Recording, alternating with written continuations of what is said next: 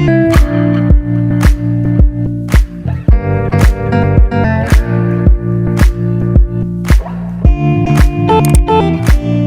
bismillahirrahmanirrahim. Assalamualaikum warahmatullahi wabarakatuh. Selamat datang kembali di channel YouTube saya. Terima kasih banyak untuk teman-teman yang sudah mengklik video ini, dan pada kesempatan kali ini kita akan membahas informasi yang sangat penting, dan tentunya di informasi ini paling banyak muncul di SKB tentunya. Jadi teman-teman jangan di skip videonya karena informasi ini sangat penting dan berkaitan dengan fungsi pemeriksaan. Oke, kita langsung ke pembahasannya. Oke, di sini berkaitan dengan pengawasan sarana distribusi untuk kefarmasian tentunya ya. Nah, tentunya untuk peraturan berkaitan dengan pekerjaan kefarmasian itu sangat penting dan sangat banyak informasi yang digali di SKB nantinya. Nanti teman-teman bisa langsung cari di peraturan pemerintah 51 tahun 2009 ya tentang pekerjaan kefarmasian, di mana pekerjaan kefarmasian itu bisa dilakukan secara mandiri atau bersama dengan profesi lain. Nah, untuk contoh-contohnya jika dilakukan secara mandiri oleh petugas kefarmasian atau pekerja kefarmasian sendiri, itu biasa kita jumpai di sarana apotek, itu biasanya yang pertama, atau juga di toko-toko obat. Tapi toko obat yang memiliki izin ya, bukan toko obat yang ilegal. Nah, di sini juga untuk contoh yang dilakukan bersama profesi lain itu biasanya kita jumpai di puskesmas, rumah sakit. Nah, itu salah satu contohnya. Karena kalau di puskesmas itu biasanya bersama dengan profesi lain, misalnya kesehatan masyarakat, bidan, perawat, kayak gitu ya. Rumah sakit juga begitu, di klinik misalnya bersama dokter atau praktek bersama. Itu biasanya kalau bekerja sama dengan profesi lain. Nah, di pasal 21 ayat 1-nya juga disebutkan bahwa dalam menjalankan praktek kefarmasian pada fasilitas pelayanan kefarmasian, apoteker harus menerapkan standar pelayanan kefarmasian. Oke, kita langsung ke penjelasan selanjutnya. Nah, untuk standar pelayanan kefarmasian sendiri, teman-teman bisa langsung cari di Peraturan Menteri Kesehatan Nomor 72 Tahun 2016 tentang SPK di rumah sakit. Kemudian untuk 73 SPK di apotek, kemudian 74 SPK di puskesmas. Nomor 9-nya tahun 2017-nya tentang apotek, kemudian Perbepom nomor 4 tahun 2017 tentang pengawasan pengolahan obat, bahan obat, dan NPP, narkotika, psikotropik, prekursor di fasilitas pelayanan kefarmasian. Nah, tentunya dari sarana-sarana seperti rumah sakit, apotek, kemudian puskesmas itu harus memenuhi standar pengolahan sediaan kefarmasian dan standar pelayanan farmasi klinik. Itu yang perlu ditekankan di sini, dan teman-teman bisa langsung search saja peraturan-peraturan yang berkaitan dengan pelayanan kefarmasian tersebut. Nah, untuk standar pelayanan kefarmasian, teman-teman perlu ketahui bahwa pelayanan multidisiplin, terkoordinir, dan menggunakan proses yang efektif untuk menjamin kendali mutu dan kendali biaya. Itu adalah pengertian atau penjelasan dari pengolahan sediaan farmasi. Kemudian pelayanan fasilitas klinik itu ada pelayanan kepada pasien dalam rangka meningkatkan outcome terapi dan meminimalisir risiko terjadinya efek samping obat. Nah, itu juga yang mungkin teman-teman harus paham penjelasannya. Standar pelayanan kefarmasian itu meningkatkan mutu pelayanan jika diterapkan, dan tentunya juga ketika standar pelayanan kefarmasian ini diterapkan dan dijalankan dengan sebaik-baiknya di sarana, itu akan memberikan kepastian mutu dan perlindungan kepada pasien. Itu. Nah, di sini kewenangan Badan POM berkaitan dengan pelayanan kefarmasian itu memiliki kewenangan pengawasan standar pelayanan kefarmasian, mutu terkait dengan pengawasan sediaan farmasi dan pengolahan sediaan farmasi. Kemudian Kepala Badan POM dapat melakukan pemantauan, pemberian bimbingan, dan pembinaan terhadap pengolahan sediaan farmasi di instansi pemerintah dan masyarakat di bidang pengawasan obat. Kemudian kita lanjut, di sini standar pelayanan kefarmasian dan peraturan Badan POM nomor 4 tahun 2018, di sini dipisahkan ya, pertama tadi ada rumah sakit, apotek, puskesmas, dan peraturan Badan POM dijelaskan bahwa di tahun 2018 nomor 4 itu, yang menjadi standar pelayanan kefarmasian atau yang menjadi titik beratnya itu ada pengadaan, penerimaan, penyimpanan, penyerahan, dan pengembalian atau pemusnahan. Nah, itu perbedaannya antara peraturan Menteri Kesehatan dan peraturan Badan POM nomor 4 tahun 2018. Nah, untuk pengelolaan pengadaan sendiri, obat dan bahan obat itu, ini dari gambar bisa kita lihat, atau dari bagian ini bisa kita lihat tahapannya atau prosedurnya seperti apa. Nah, di sini kita bisa lihat bahwa industri farmasi dan PBF itu menjadi awal pengadaan ini atau sumber dari pengadaan obat itu. Misalnya di sini ada PBF kan. PBF itu akan memenuhi pengadaan dari apotek, instalasi farmasi, rumah sakit, instalasi farmasi klinik, toko obat, puskesmas. Kemudian juga ada yang namanya industri farmasi, itu nanti ke sini arahnya. Selanjutnya juga instalasi farmasi pemerintah daerah, itu mendapatkan suplai dari instalasi farmasi pemerintah pusat, dan dari daerah nanti akan disalurkan ke puskesmas dan instalasi farmasi rumah sakit umum daerah atau klinik daerah. Itu bagian tahapannya atau bagian proses pengadaan obat dan bahan obat. Dan juga nanti dari industri farmasi pemerintah pusat itu bisa langsung ke instalasi farmasi rumah sakit umum provinsi, TNI, dan Polri. Nah, itu alurnya. Jadi dari alur ini semoga bisa nanti teman-teman tahu kira-kira pengadaannya itu dari mana, kemana, dan bagaimana tahapannya. Nah, untuk puskesmas ke puskesmas itu dia hanya berlaku di kondisi khusus, di mana hal itu terjadi ketika ada kekosongan stok di instalasi farmasi pemerintah, dan juga bisa dilakukan maksimal untuk kebutuhan 1 bulan saja, jadi tidak boleh juga dilakukan pengadaan untuk lebih dari 1 bulan atau dalam jumlah yang banyak. Kemudian juga dilengkapi dengan LPO pengembalian, atau biasa disebut laporan pemakaian dan lembar permintaan obat. Nah, itu yang perlu teman-teman ketahui juga. Kemudian di sini ada yang warna merah di sini, bahan obat khusus untuk keperluan meracik, kecuali rumah sakit dapat untuk produksi dalam jumlah terbatas dan untuk kebutuhan sendiri. Nah, ini untuk ketentuan bahan khusus itu ya. Kita coba lanjut ke materi selanjutnya. Masih berkaitan dengan pengadaan. Oh iya, ini tadi sambungannya ya. Jadi untuk dari PBF itu harus ada tanda tangan dari apotek penanggung jawab atau kepala instalasi ya, kalau untuk instalasi farmasi rumah sakit. Nah, itu yang menjadi poin-poin di pengadaan obat dan bahan obat tersebut. Nah, selanjutnya kita akan masuk ke pengadaan untuk khusus narkotika, psikotropika, dan obat yang mengandung prekursor. Nah, dia alurnya atau yang memproduksi tentunya NPP, kita sebut saja NPP ya, narkotik, psikotropika, dan prekursor, itu adalah industri farmasi, kemudian disalurkan ke PBF, instalasi farmasi pemerintah pusat, dan juga daerah, dari pusat ke daerah. Kemudian dari PBF itu akan disalurkan ke PBF lain, kemudian apotek, instalasi farmasi rumah sakit, instalasi farmasi klinik, dan toko obat, dengan beberapa syarat tentunya ya. Di sini sudah dijelaskan untuk syarat-syaratnya itu ada tanda tangan ini juga SP dari tanda tangan APJ atau kepala instalasi. Kemudian juga untuk di sini untuk toko obat itu ada untuk obat bebas terbatas dengan dibuktikan atau dengan adanya juga SP yang dicantumkan tanda tangan dari tenaga teknik kefarmasian penanggung jawab.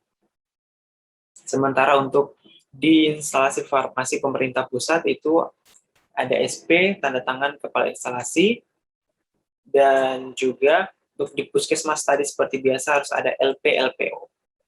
Itu yang perlu teman-teman ketahui, dan itu tadi prosedur atau bagan pengadaan untuk NPP atau narkotika, psikotropika, dan prekursor.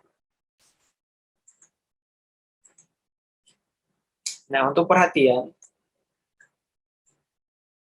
izin dan kewenangan sarana tujuan penyaluran, itu yang perlu teman-teman ketahui. Kemudian di sini kualifikasi pelanggan itu ketika nanti meminta atau ingin mengadakan NPP tersebut ada beberapa kualifikasi yang perlu dipenuhi. Pertama itu ada fotokopi surat izin sarana, karena memang setiap sarana yang menyalurkan obat dan makanan atau biasanya yang khusus untuk NPP ini harus dia memiliki izin sarana, kemudian ada nama atau nomor SIPA, APJ, apoteker penanggung jawab, kemudian ada spesimen TT, APJ, dan TTK, kemudian ada cap sarana dan nomor HP APJ. Itu kualifikasi pelanggan yang dibutuhkan tentunya. Oke, untuk surat pesanan, di situ ada beberapa informasi yang harus dicantumkan. Pertama, formatnya sesuai dengan ketentuan peraturan perundang-undangan tentunya.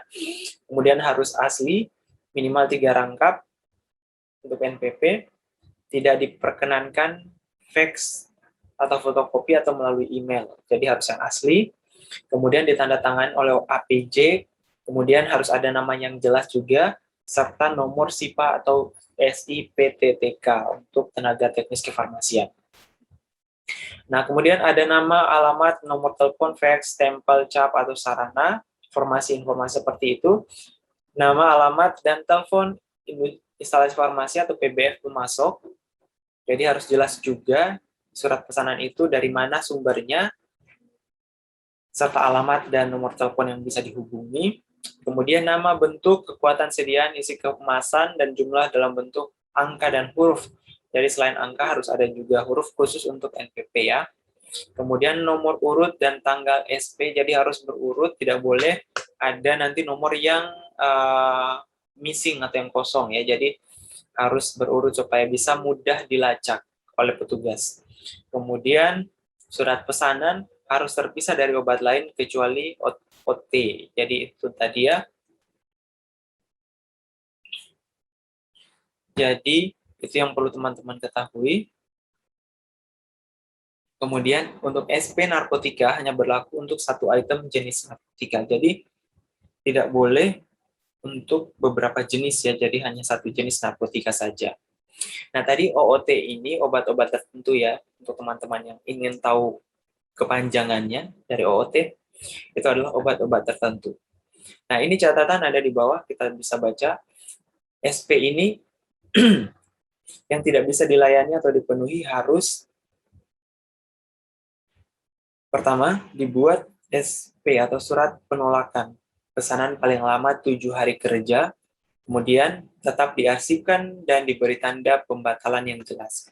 Nah, untuk penerimaannya, ketika nanti ada faktur dan ditandatangani oleh apoteker atau tenaga teknis kefarmasian yang diberi kewenangan, dan dicantumkan nomor SIPA tadi, dan tentunya dicap juga, itu ketika mau penerimaannya. Kemudian dicatat dalam kartu stok, setiap penerimaan harus jelas di kartu stok, dan kartu stoknya juga harus rutin diisi ya. Arsipkan dokumen pengadaan dan tentunya disimpan. Nah, yang perlu dicek itu ada nama, bentuk kesediaan, kekuatan, kemudian jumlah, nomor batch, expire date, kemudian produsen maksudnya ya. Kondisi kemasan, label, segel itu yang perlu dicek. Dan ketika tidak atau dikembalikan, itu harus ada bukti returnya, kemudian tanda terima. Jika tidak diterima ya. Kemudian catatannya di bawah bisa kita baca juga. Narkotika dan psikotropika dapat diterima oleh TTK dengan surat pendelegasian dari APJ. Juklaknya itu ada di cara distribusi obat yang baik. Kalau memang teman-teman ingin lihat juklaknya. Petunjuk pelaksanaan tentunya ya.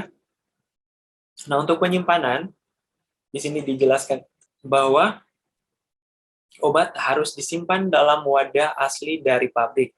Jadi tidak boleh dipindahkan atau diganti wadahnya. Kemudian semua obat harus disimpan pada kondisi sesuai. Biasanya itu kita bisa lihat di kemasannya, misalnya disimpan di suhu berapa, seperti itu. Tempat penyimpanan obat tidak dipergunakan untuk penyimpanan barang lain yang menyebabkan kontaminasi. Karena memang obat ini banyak senyawa aktif dan bahan-bahan yang tentunya berguna untuk khasiatnya ya. Jadi kalau ada kontaminasi bisa mempengaruhi khasiat dan bahan aktif tersebut karena akan ada interaksi tentunya.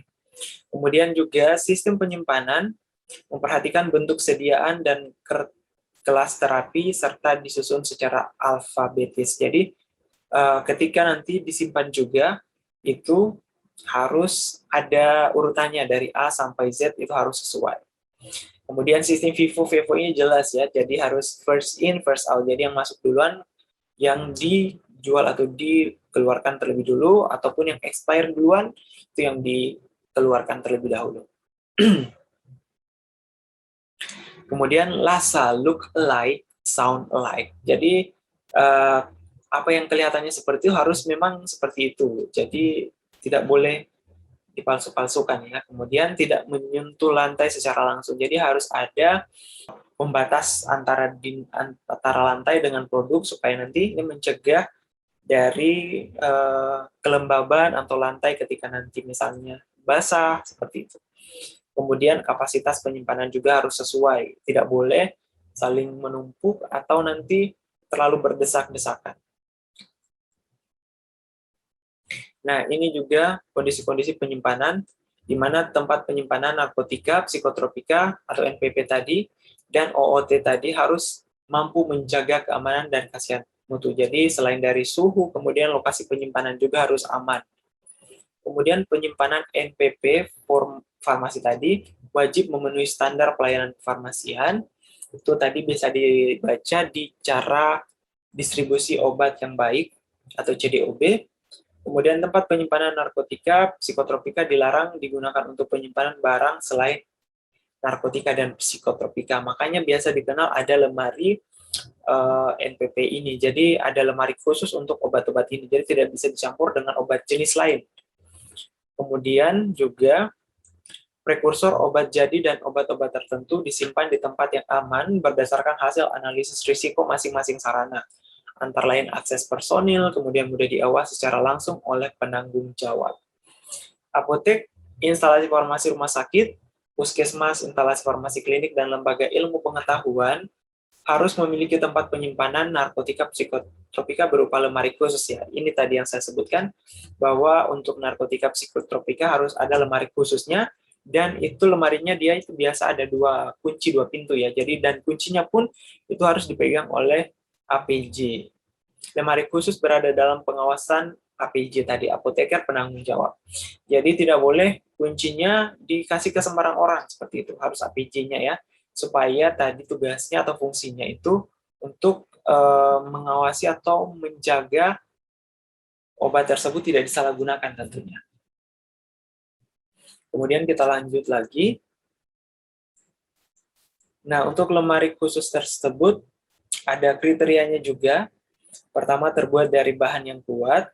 Itu yang perlu teman-teman ketahui. Bahannya kuat, bisa kayu juga boleh, sebenarnya yang penting kuat. Tidak mudah dipindahkan dan mempunyai dua buah kunci yang berbeda. Nah, tadi dua buah kuncinya itu karena nanti ini desainnya itu harus dua pintu ya. Jadi ketika dibuka ada pintu lagi yang bisa menutup NPP itu supaya nanti tetap aman, dan tentunya tadi untuk menjaga supaya tidak disalahgunakan. Kemudian kunci lemari harus dikuasai oleh apoteker penanggung jawab atau apoteker yang ditunjuk atau pegawai lain yang dikuasakan. Jadi memang harus jelas ya. Kemudian untuk instalasi pemerintah diletakkan dalam ruangan khusus di sudut gudang. Kemudian untuk di apotek, IFRS, PKM, IFK, LIP, itu diletakkan di tempat yang aman dan tidak terlihat oleh umum. Jadi biasanya itu ada ruangan khusus memang untuk menyimpan lemari khusus ini. Karena memang dia nanti jarang digunakan dan memang dia harus betul-betul dipantau, dan ini menjadi bahan yang sering disalahgunakan karena dia itu tadi narkotika psikotropika itu ya, karena memang biasa orang salah gunakan, jadi memang harus dijaga baik-baik, dan biasanya ada pelaporan khusus untuk penggunaannya di sistem sendiri, dan juga biasa kalau tugas dari farmasi pengawas obat dan makanan di Badan POM itu biasanya ini yang menjadi concern-nya mereka, jadi harus betul-betul sesuai dengan cara distribusi obat yang baik untuk aplikasi di lapangannya. Nah, untuk penyimpanan harus dilengkapi dengan kartu stok. Betul, kartu stoknya ini sebenarnya di apotek-apotek itu biasanya mereka masih manual, pencatatannya boleh juga sebenarnya elektronik. Terserah, yang penting sesuai stok dengan yang tercatat di kartu stok. Kemudian informasi dalam kartu stok, paling sedikit itu ada 8 ya, jadi ada 8 informasi ini. Nah, ini ada 8 informasi yang harus ada. Pertama adalah nama, bentuk, dan kekuatan sediaan, jumlahnya, tanggal, nomor, dan sumber penerima, jumlah yang diterima, nomor dokumen, tanggal, dan tujuan penyerahan, jumlah yang diserahkan, nomor batch kadaluarsa, kemudian paraf atau identitas petugas yang ditunjuk. Jadi, karena biasanya apotek itu ada lebih dari satu TTK atau apotek yang jaga, jadi harus setiap ada pengeluaran, kemudian ada paraf yang menunjukkan bahwa si A yang mengawasi atau yang bertugas, si B yang bertugas. Kurang lebih seperti itu. Kemudian dokumen pencatatan berupa kartu stok, manual, elektronik, wajib disimpan sekurang-kurangnya selama 5 tahun. Jadi, walaupun sudah menyeberang 1 tahun, tetap harus disimpan, dan itu bisa disimpan atau diarsipkan itu maksimal 5 tahun ya, baru bisa tidak disimpan atau dihilangkan. APJ dapat memberi kuasa penggunaan kunci gudang khusus penyimpanan NPP kepada pegawai lain bila berhalangan. Jadi ketika apotekernya tidak ada di tempat praktek atau di apotek atau berhalangan, bisa dikuasakan. Tapi tadi harus memang ada alasannya, atau karena memang halangan ya. Nah, untuk penyimpanan, untuk CCP ini biasanya itu untuk vaksin yang butuh perlakuan dingin, critical control point, biasanya itu penyimpanannya itu di chiller, dia suhunya 2-8 derajat Celcius, ataupun di freezer untuk minus 25 sampai dengan 15 derajat Celcius. Kemudian juga harus dilengkapi dengan alat monitoring suhu terkalibrasi, suhu dipantau 3 kali sehari, pagi, siang, sore, generator otomatis manual. Jadi, tugas dari generator otomatis manual atau manual ini adalah ketika nanti biasa ada pemadaman listrik di suatu daerah, otomatis tidak bisa dibiarkan menunggu listrik menyala, makanya harus ada generator otomatis, karena ketika listriknya mati, maka generator inilah yang digunakan untuk mempertahankan suhu. Tidak terlalu padat, juga jaraknya harus diatur ya 1-2 cm. Jadi itu untuk CCP tadi. Penyerahan obat di apotek. Nah, untuk penyerahan obat di apotek itu, ini jelas bahwa penyerahannya itu ini bisa dilihat ada ke apotek, puskesmas, instalasi farmasi klinik, dokter, bidan praktik mandiri, dan pasien. Namun ada beberapa kelengkapan stok di fasilitas distribusi harus dipenuhi, kemudian kekosongan stok di fasilitas pelayanan itu alasannya kenapa harus diberikan ke berapa, 1, 2, 3, 4, 5, 6, ke-6 ini ya, ke-6 sarana ini. Kemudian juga dilakukan sesuai ketentuan peraturan perundang-undangan. Tapi untuk pasien ini tidak perlu sesuai dengan persyaratan yang warna kuning ini, karena memang di apotek itu untuk pelayanan ke pasien, tapi memang ada beberapa obat yang harus sesuai dengan resep. Jadi itu yang perlu diperhatikan. Nah, untuk penyerahan obat oleh dokter, itu ada peraturannya.